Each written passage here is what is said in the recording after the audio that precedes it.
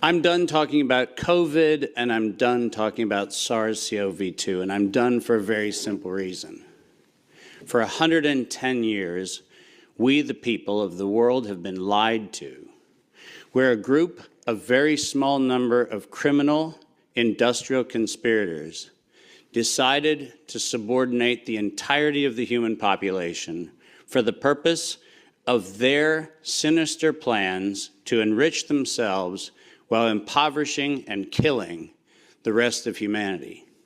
And I'm done being polite. We've long passed polite. When the words acceptable death rate become part of an industrial norm, we have lost the plot of humanity. And that's not my words. Those were the words of the World Health Organization and of Pfizer and of Moderna when they were given the authorization to begin the process of killing human beings in the interest of advancing their goals. Next slide.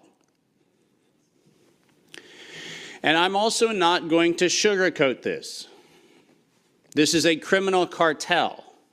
We are acting as though there's some sort of redeemable quality somewhere in some esoteric layer that somehow or another the World Health Organization must have some salutatory benefit. Well, I'm going to tell you, since its formation in the 1940s, the World Health Organization has been nothing more than a criminal cartel that has a sole and singular intent. And I will show you the document that proves what I'm saying. This is not an allegation. This is actually provable by their own words in their own hand. And they use a four-step process to execute every one of their nefarious plans. They begin by planning an exercise, then they go to the business of funding that exercise, then they create the rationale for the thing that they're going to do, and then they deploy and profit from it. And in violation of 15 U.S. Code Section 19, which for those of you listening, coincidentally started with the Clayton Act in the same year that the World Health Organization in the United States, 1913, the same year the World Health Organization's progenitors also started. So I find it fascinating that we passed the Clayton Act in 1913 and we set in motion 110 years ago the criminal conspiracy, which we now call the World Health Organization. 110 years later. And in violation of TIFU, or TEFU, I don't even know how to say it, the TFEU, the treaty allegedly for the functioning of the European Union, which I think needs to now be called the Treaty for the Dysfunctional European Cabal. Article 101 unambiguously lays out the conditions that this was never a public health anything. It was racketeering for the purpose of instilling terror to adapt the behavior of a population, period. That's what it was. That's what it always was.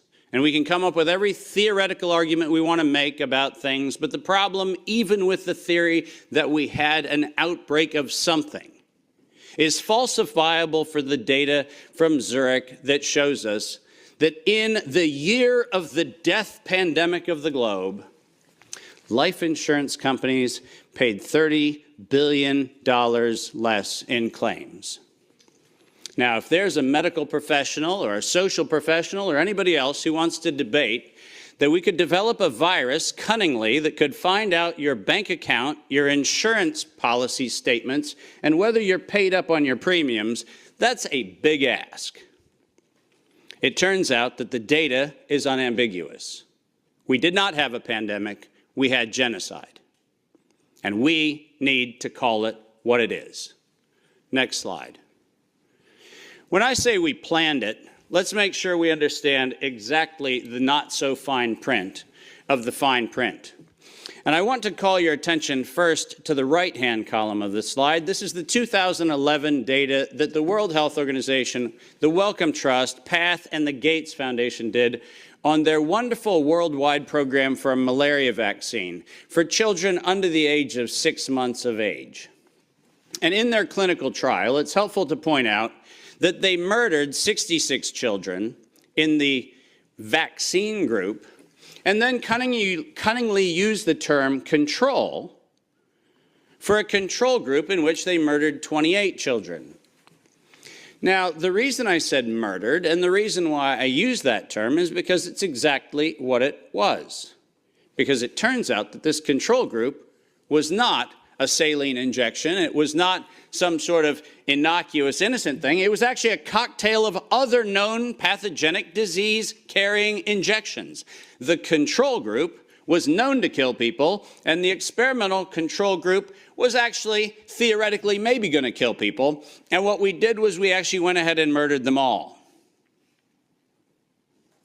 And cunningly, under Article 5, Section 13, which I've put on this slide, I want you to understand why I said, at its formation in 1947, when the WHO was funded and founded, it was funded and founded by people intent to commit a crime because of their own language.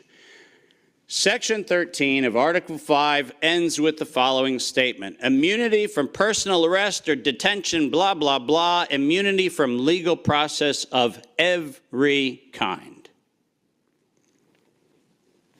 Now, if you didn't intend to commit a crime, why would you need to give yourself permanent and absolute immunity from every form of prosecution, and it's worse, even investigation for prosecution of every kind? People sit there and pretend, well, that's like diplomatic immunity. Do you realize this isn't even meeting the standard of diplomatic immunity? This is a criminal organization who set in motion their own law to protect themselves against crimes they knew they were going to commit. And when I say they knew they were going to commit, I mean they knew it.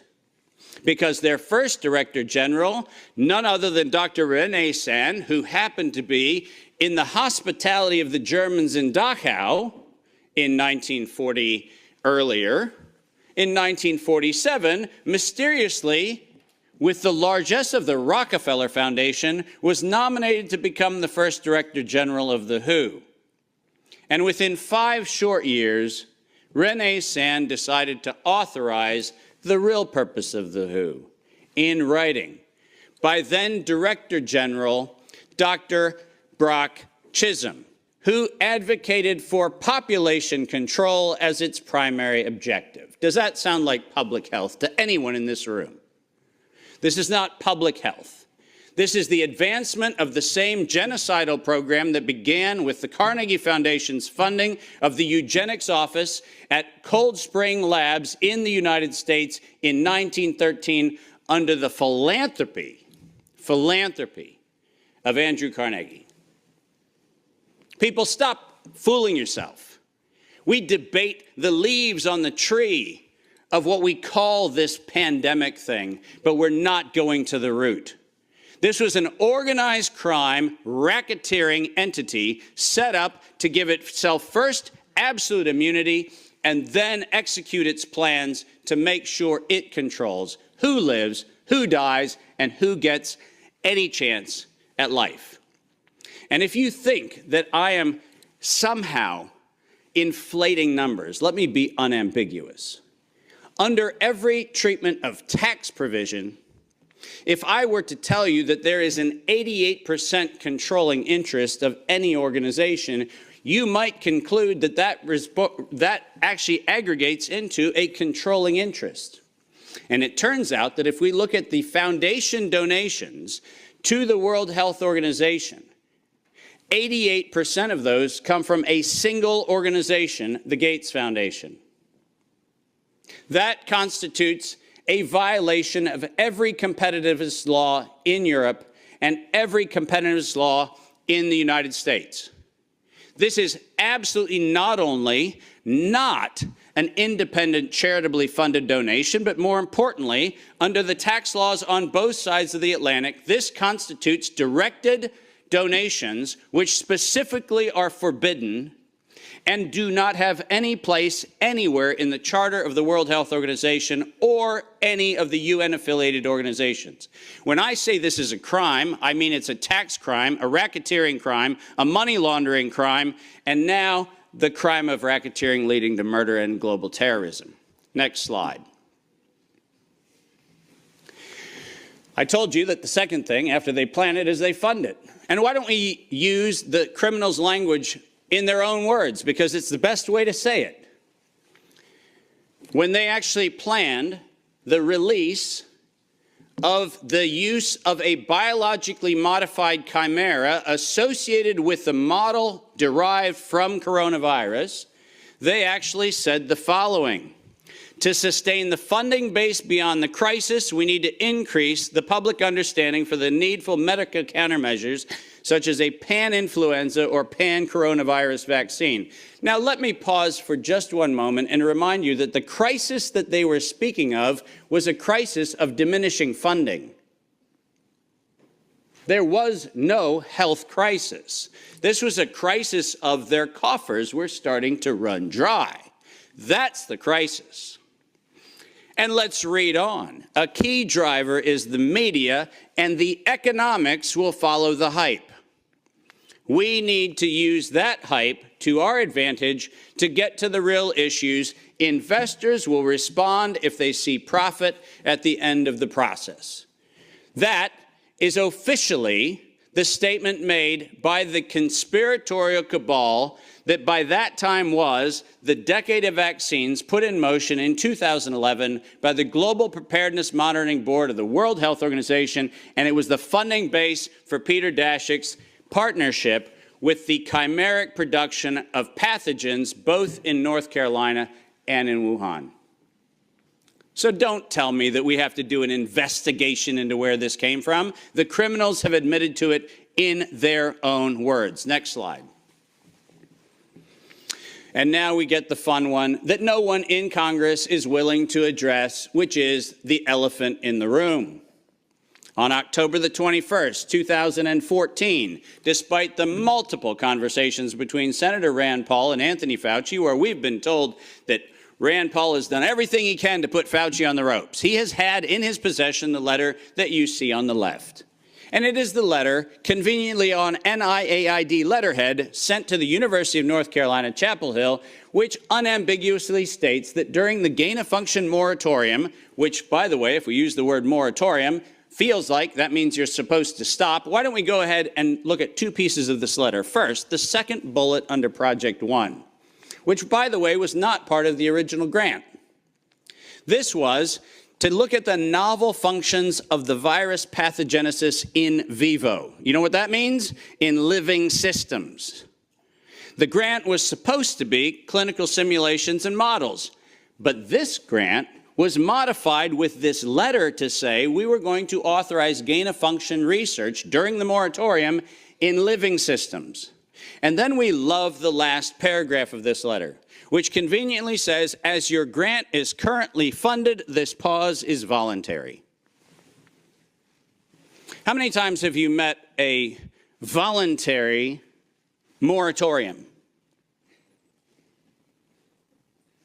And the best part about it is that if we look at the very last line, or continue to conduct the applicable gain-of-function research until the end of the currently active budget period. But here comes the problem. You know who is supplying the budget? An indefinite term, unlimited amount contract from DARPA and from NIH. Isn't it convenient to have a perpetually funded project that needs to stop when the money runs out, when you find out that there is no point where the money runs out, because there is no end to the thing that has no end? Unless you think that I'm making an allegation, which I'm not, I'm making an accusation. Let's be clear. And there's a big difference. I'm not alleging anything. They actually went to the trouble of telling us that it was going to be the Wuhan virus that was going to get us.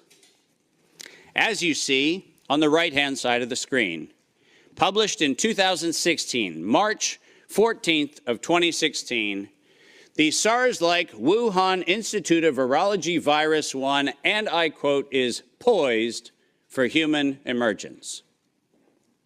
Does that sound like we're just surprised that something in Wuhan went a little haywire in December of 2019? Or does it feel like we were told, look at Wuhan? And look at coronavirus, and look at what we've been doing to manipulate coronavirus in Wuhan and at the University of North Carolina, Chapel Hill. And lo and behold, we're going to go ahead and tell you that we're ready to release it in 2016. Next slide. We're almost done. And then they created it.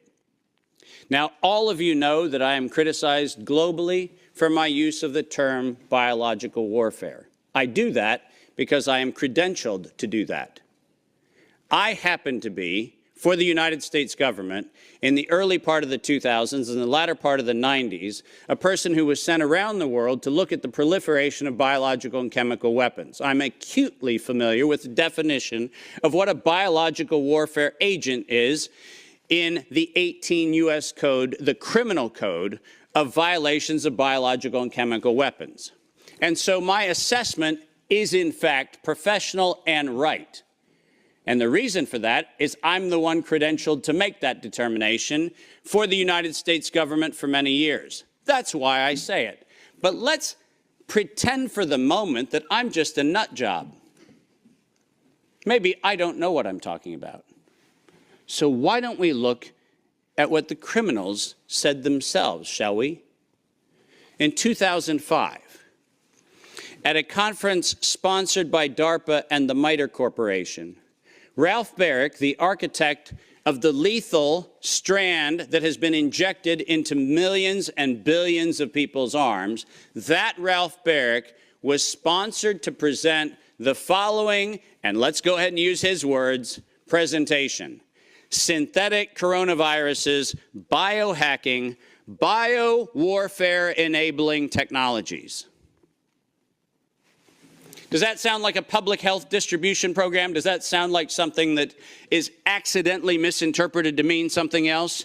Or does biological warfare enabling technologies sound like not countermeasures or pandemic preparedness? It sounds to me like biological warfare enabling technologies. And the reason why I have that hunch is what followed was he received, next to his NIAID grants, non-competitive DARPA grants in matching funds for over $140 million of aggregate funding going into his and his related programs on synthetic biological warfare enabling technologies. So do I have a problem calling the injection a biological warfare enabling technology? Absolutely not, because that's what they called it.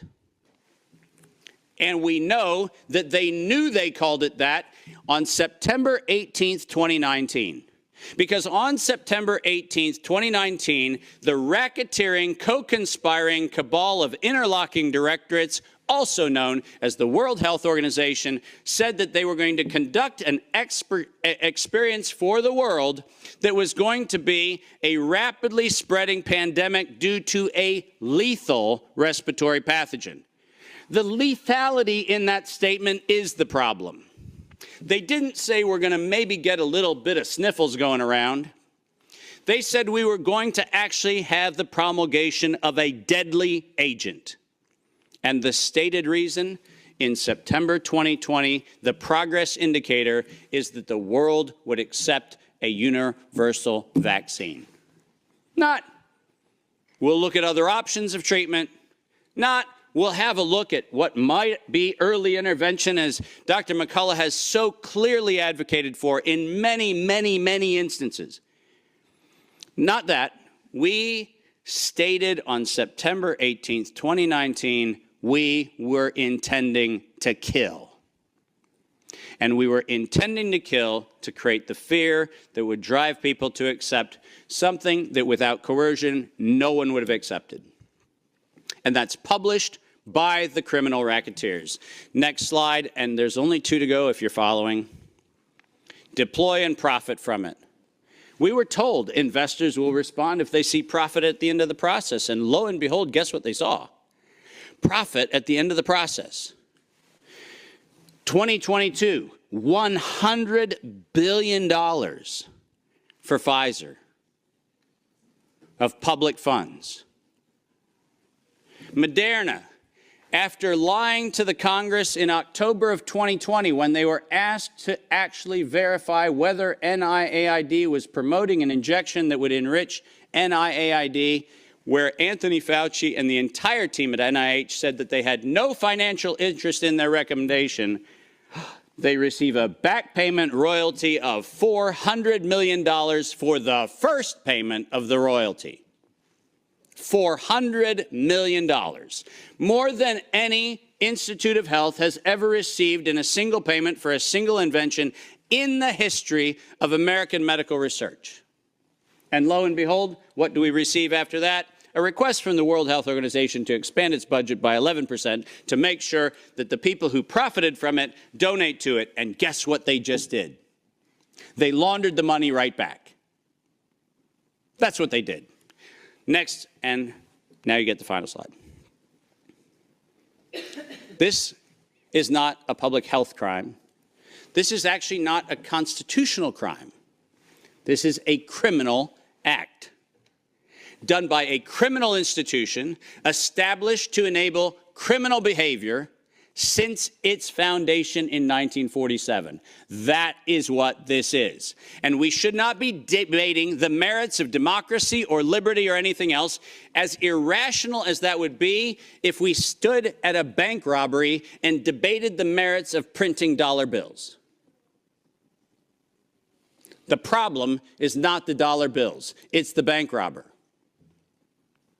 And the problem here is not health, and it's not public health, and it's not the suppression of information and the suppression of dissident views and the absolute unconscionable treatment of physicians around the world and academicians around the world who spoke out against this. That's not the crime. The crime is that we had criminal racketeers who conspired and developed a, quote, emergency. The same criminal racketeers planned, manufactured, and did all agency capture to make sure that you were told that you would use terms that they tell you to use: vaccine, face mask, health, social distancing, none of which had ordinary use definition. So we just used them. Criminal racketeers price fixed with interlocking directorates where known competitors came together and fixed prices in direct collusion, in violation of both European Union standards and in violation of both the Sherman and the Clayton Act in the United States. These were crimes. It was organized crime, and we should treat it as such. Criminal racketeers publicly lied under oath, and this resulted in the death and destruction of liberty, and most importantly, the death and destruction of the integrity of well-meaning people who sit here today doing everything they can within their power to try to treat the calamities created by this catastrophe.